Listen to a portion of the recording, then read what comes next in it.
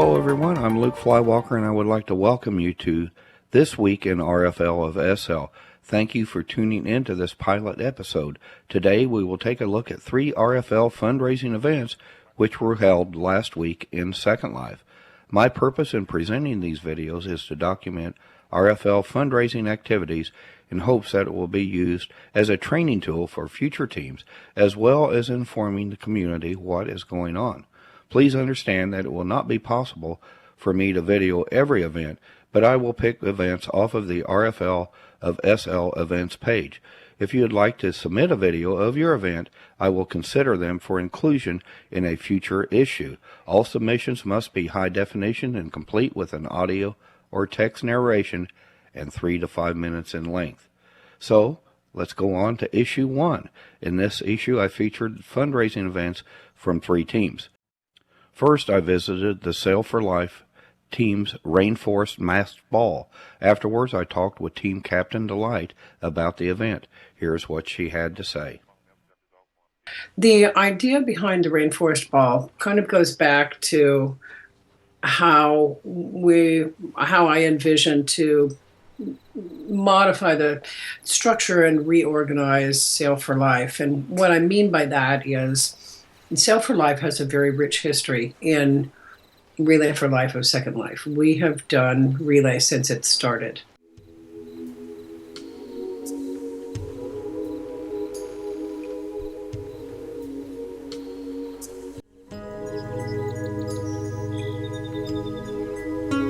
It is a very, very diverse and growing community with people from all types of interests in Second Life.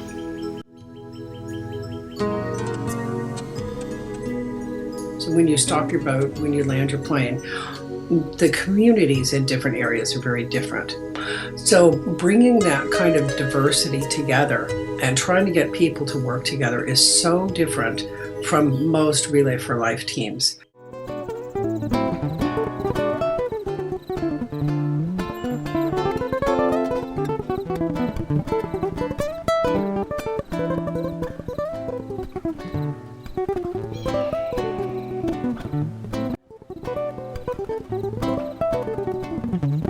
Just support the Relay for Life.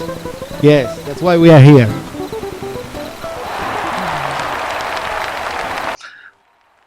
Clarice, along with a number of singers that I know, had started in a different program before Second Life. They used to sing online in something that was much more like a flat 2D avatar sort of environment, and most of them migrated to Second Life and found that. Yeah, she's been struggling with cancer. I believe she was originally diagnosed a couple of years ago, but she was still able to sing for a long time. And then last year, I believe in the fall, I heard her sing a duet. She was able to sing a couple of songs. But having been through the issues with cancer and the treatment for cancer, I could hear in her voice that she was not doing well. Good evening, everyone. My name is Joy, and I'll be your DJ for the next hour. Welcome to this Sail for Life event.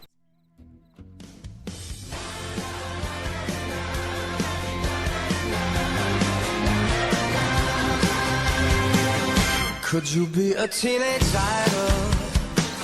Could you be a movie star?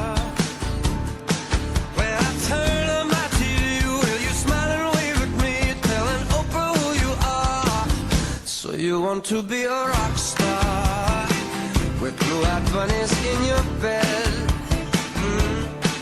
Well, remember when you reached that you sold yourself for this. You'll be famous 'cause you're dead. So don't go higher for desire. Put it in your head, baby, Hollywood is dead. You can find it in yourself. I don't want to take you dancing, oh, when you're dancing with the world. You can flash your caviar into $1 million car. I don't need that kind of girl. But could you be the next sensation? Or will you set the latest style? You don't need a catchy song, 'cause the kids will sing along when you sell it with a smile. Builders Brewery Relay for Life team is running a speed build contest every Tuesday and every other Saturday through the relay celebration in July. Participants make a 500 Linden donation to enter the contest. First place receives a trophy and second place receives a certificate of participation.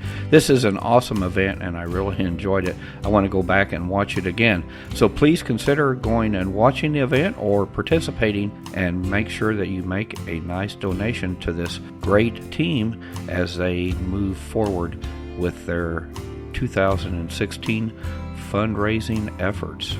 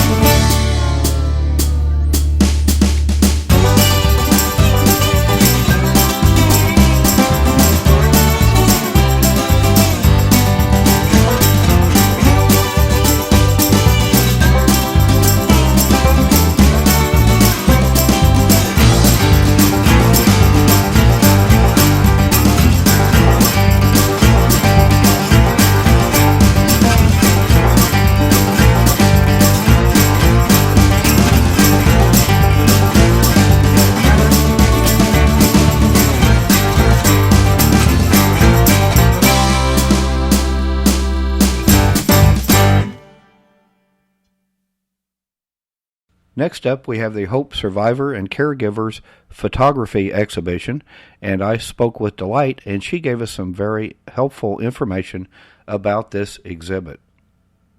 the vision for the Survivors Caregivers Photography Exhibition comes directly from Catalina Staheli. She's the person who does our Why Do You Relay photos, and she also has a heart for both survivors and caregivers. She wanted to have a place where survivors and caregivers could come and have some respite. She also wanted to honor them and make sure that people knew what they were going through, not just the survivors, but also the caregivers.